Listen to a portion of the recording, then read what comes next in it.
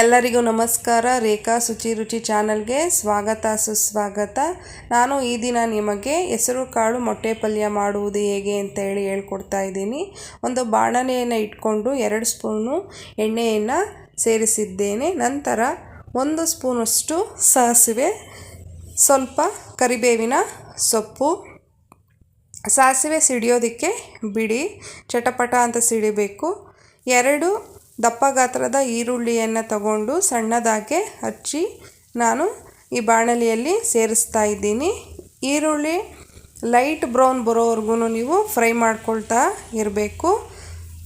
ಈ ರೀತಿಯಾಗಿ ಈರುಳ್ಳಿ ಲೈಟ್ ಬ್ರೌನ್ ಬೇಗನೆ ಬರಬೇಕು ಅಂತ ಹೇಳಿದ್ರೆ ನೀವು 1/2 ಸ್ಪೂನಷ್ಟು ಪುಡಿ ಉಪ್ಪನ್ನು ನೀವು ಸೇರಿಸ್ಕೊಳ್ಳಿ. ಆಗ ಈರುಳ್ಳಿ ಕಲರು ಬೇಗನೆ ಬ್ರೌನ್ ಆಗುತ್ತೆ.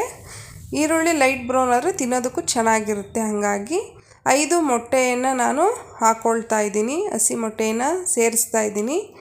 ಹಸಿ ಮೊಟ್ಟೆಯನ್ನು ಸೇರಿಸಿದ ನಂತರ ಚೆನ್ನಾಗಿ ನಾವು ತಿರುಗಿಸ್ತಾ ಹೋಗಬೇಕು. ಆದಷ್ಟು ತಿರುಗಿಸ್ತಾನೆ ಇರಬೇಕು, ಇಲ್ಲಾಂದರೆ ತಳ ಹಿಡಿದು ಬಿಡುತ್ತೆ. ಹಾಗಾಗಿ ನೀವು ತಿರುಗಿಸ್ತಾನೆ ಇರಿ. ಅದು ಸ್ವಲ್ಪ ಡ್ರೈ ಆಗಬೇಕು, ಹಸಿ ಅಂಶ ಎಲ್ಲ ಮೊಟ್ಟೆದು ಹೋಗಬೇಕು. ಅಲ್ಲಿವರೆಗೂ ನೀವು ತಿರುಗಿಸ್ತಾನೆ ಕೈ ಆಡಿಸ್ತಾನೆ ಇರಬೇಕಾಗುತ್ತೆ.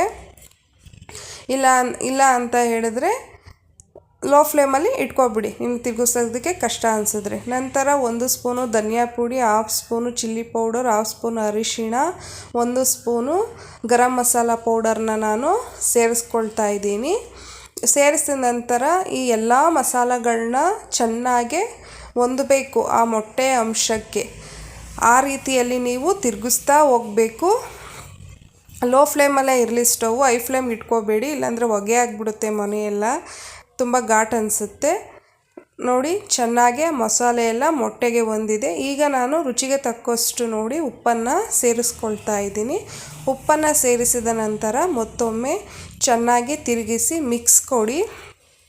ಮೊಟ್ಟೆ ಏನು ಎಲ್ಲ ಮುದ್ದೆ ಥರ ಆಗಿರುತ್ತೆ ಅಂಶ, ಹೀಗೆಲ್ಲನೂ ಸಹ ಸಣ್ಣದಾಗಿ ಬಿಡ್ತಾ ಹೋಗುತ್ತೆ. ನೀವು ತಿರುಗಿಸೋದ್ರಿಂದ ಹುಡಿಯಾಗಿ ಆಗುತ್ತೆ ಮೊಟ್ಟೆ. ನಾನು ಆಗಲೇ 1 ಕಪ್ಪಷ್ಟು ಹೆಸರು ಕಾಳನ್ನ ತಗೊಂಡು ಬೇಯಿಸಿ ಇಟ್ಕೊಂಡಿದ್ದೆ. 1 ವಿಸಲ್ ಕೂಗಿಸ್ಕೊಳ್ಳಿ ಸಾಕು ಕುಕ್ಕರಲ್ಲಾದರೆ. ಈ ಬೇಯಿಸಿದಂತಹ ಹೆಸರು ಕಾಳನ್ನ ನಾನು ಈ ಮೊಟ್ಟೆಗೆ ಸೇರಿಸ್ಕೊಳ್ತಾ ಇದ್ದೀನಿ. ತುಂಬಾ ಹೆಲ್ತಿ ರೆಸಿಪಿ, ರಿಚ್ ಪ್ರೋಟೀನ್ ಇರುತ್ತೆ ಹೆಸರು ಕಾಳಲ್ಲಿ. ಮೊಟ್ಟೆಯಲ್ಲೂ ಸಹ ಗುಡ್ ಪ್ರೋಟೀನ್ ನಮಗೆ ಸಿಗುತ್ತೆ. ಈ ರೀತಿಯಾಗಿ ಮಾಡೋದ್ರಿಂದ ತಿನ್ನೋದಕ್ಕೂ ಸಹ ತುಂಬ ಟೇಸ್ಟಿ ಇರುತ್ತೆ.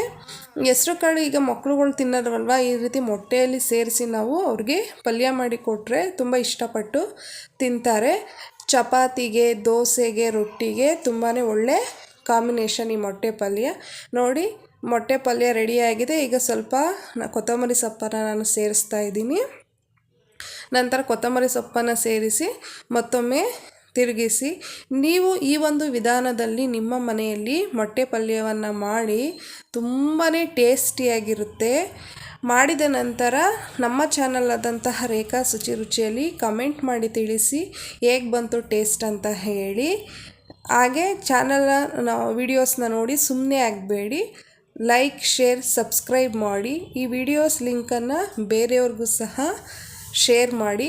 ಇನ್ನೂ ಹೆಚ್ಚಿನ ವೀಡಿಯೋಸ್ನ ಅಪ್ಲೋಡ್ ಮಾಡೋದಕ್ಕೆ ನಮಗೆ ಸಪೋರ್ಟ್ ಮಾಡಿ. Thank you.